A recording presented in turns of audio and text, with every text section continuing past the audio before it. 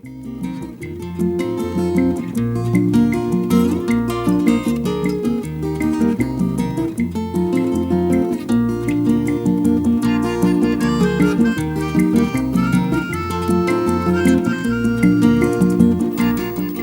দুপুর প্রিয় দর্শক, একুশে টেলিভিশনের প্রতিদিনের নিয়মিত সরাসরি সম্প্রচারিত একুশের দুপুর অনুষ্ঠান থেকে সবাইকে আমন্ত্রণ এবং শুভেচ্ছা আপনাদেরকে যারা দেশের বাইরে বসে একুশের দুপুর দেখছেন।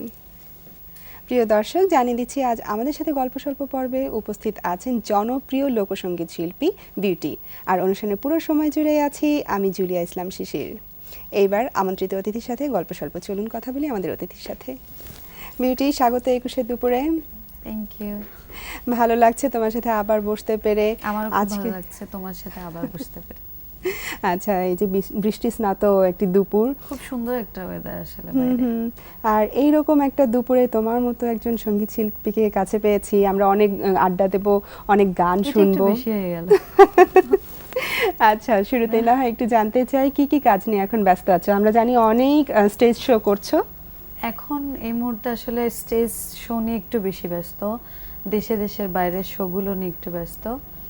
আর অ্যালবামের মাঝে পয়লা বৈশাখে আমার 2-3টা মিক্সড অ্যালবাম আসলো।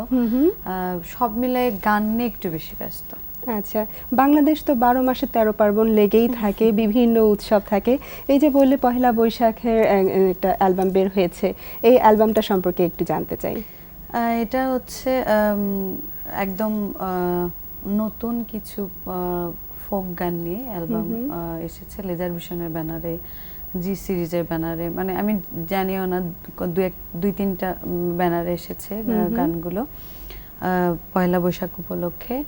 আর যেহেতু বৈশাখ মাসটা আসলে আমাদের বাঙালিদের ব্যস্ততা একটু বেশি থাকে, সেজন্য আর কি একটু বেশি দৌড়াদৌড়ির মধ্যে।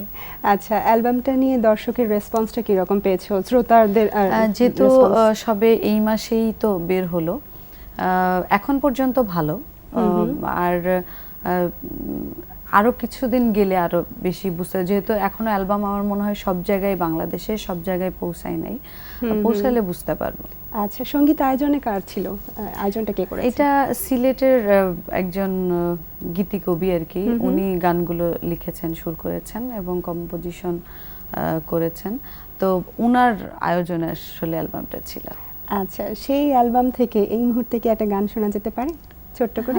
এই মুহূর্তে না, একটু পরে অ্যালবাম থেকে গান শোনাবো। আচ্ছা, এই যে 3 মাসের মতো বাংলাদেশে একটা রাজনৈতিক অস্থিরতা বিরাজ করছিল এবং সেইটা অনেক ক্ষেত্রেই কিন্তু প্রভাব ফেলেছিল। সর্বক্ষেত্রে শিল্পীরাও কিন্তু এখানে প্রভাবিত হয়েছে। সংস্কৃতি অঙ্গনটা একদম আমার মনে হয় যে থেমে গেছিল। এখন আবার একটু আমার মনে হয় সুবাতাস বইছে। আচ্ছা, এই যে এফেক্টটা তো তোমাদের উপরে পড়েছিল, এখন কি মনে হচ্ছে আপামর জনগণের মধ্যেই যারা যে জায়গা থেকে, যাদের শিল্পী বলেন, যারা চাকরি করছেন, যারা কাজ করেন, মানে ব্যবসা, সব দিক থেকে আসলে খুব খারাপ অবস্থা বিরাজ করেছিল। কিন্তু এখন আমার মনে হয় আস্তে আস্তে আমরা কাটিয়ে উঠছি, একটা উত্তরণ ঘটেছে এখন। আর এই যে সামনে আবার কিন্তু রোজা চলে আসছে, রোজার পরে ঈদ। এই ঈদকে কেন্দ্র করে কিন্তু অনেক কিছুই হয়ে থাকে, মিডিয়াতে অনেক আয়োজন থাকে, অনেক অ্যালবামও রিলিজ হয়ে থাকে। তো তোমার কোনো অ্যালবাম কি আসছে? কোনো প্রস্তুতি রয়েছে? আমি আপাতত আমার মৌলিক অ্যালবাম করছি না। যেটা আমার সামনের প্রজেক্টটা হচ্ছে, আমার অনেক দিন লালন শাহের কোনো অ্যালবাম আসেনি। লালন শাহের গান নিয়ে নেক্সট আমি ঈদে বলছি না, সামনের যে কোনো অকেশনে আমি অ্যালবামটা ছাড়বো। আর লালন শাহের গান নিয়ে কাজ করছি। আর একটা মৌলিক গান যেটা আমি করব, অলরেডি প্রস্তুতি নেওয়া হয়ে গেছে, তো কাজ চলছে। ওইটার মিউজিক ভিডিও আকারে আমি ছাড়বো, কারণ অনেক দিন হয়ে গেছে আমার কোনো মিউজিক ভিডিও নাই। প্রথম 2-3টা সোলো অ্যালবামের তখন মিউজিক ভিডিও করেছিল, গানচিলের ব্যানারে এসেছিল। তারপর থেকে নতুন কোনো মিউজিক ভিডিও দর্শক দেখছে না, সেজন্য আমি চাচ্ছি গানটার সাথে মিউজিক ভিডিও সহকারে তারপর একসাথে দেখতে পারবো। আমরাও কিন্তু সেটাই অপেক্ষায় রয়েছি যে একটা নতুন কোনো ভিডিও দেখতে পাবো। আচ্ছা, আমরা যতদূর বিউটিকে চিনি, বিউটি লালন কন্যা হিসেবে খ্যাত এবং লোকসঙ্গীত কিংবা লালন সঙ্গীতের কথা আসলেই তোমার কথা চলে আসে। সেই ক্ষেত্রে এই যে তোমার একটা অভিধা সবাই বিউটিকে লালন কন্যা হিসেবে চেনে। এই লালন সঙ্গীতের প্রতি তোমার আকৃষ্ট হওয়ার পিছনে একটু নিশ্চয়ই কোনো ঘটনা রয়েছে, কিংবা কিভাবে না, আকৃষ্ট হয়েছে?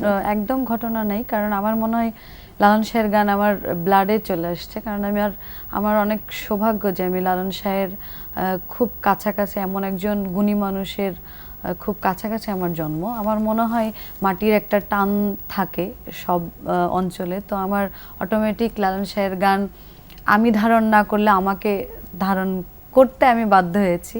তো লালন শাহের গান করছি, এবং আমি আজকে যতটুকু এ পর্যন্ত এসেছি এবং বিউটি নামে আমাকে চিনে লালন শাহের গান দিয়েই।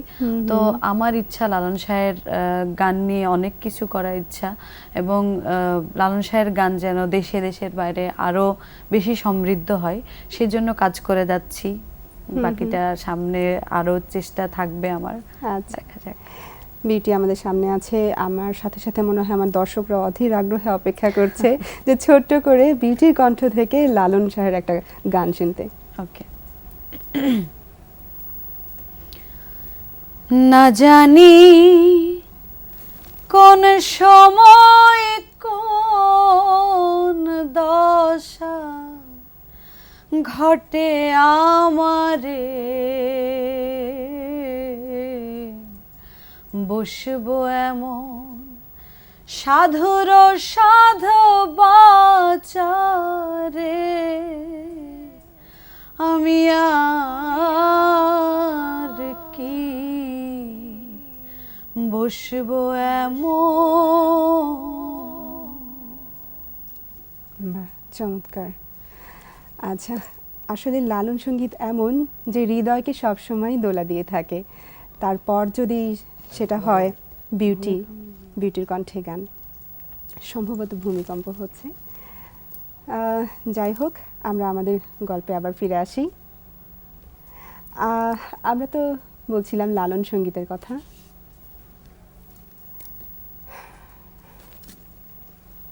আচ্ছা, আর তারপর আমরা যেটা জানি যে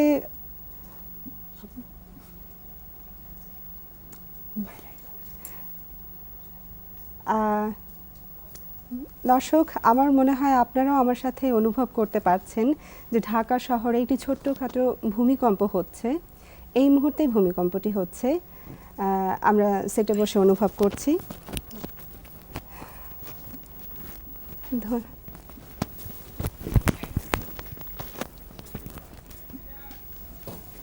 খুবই ভয় লাগতেছে।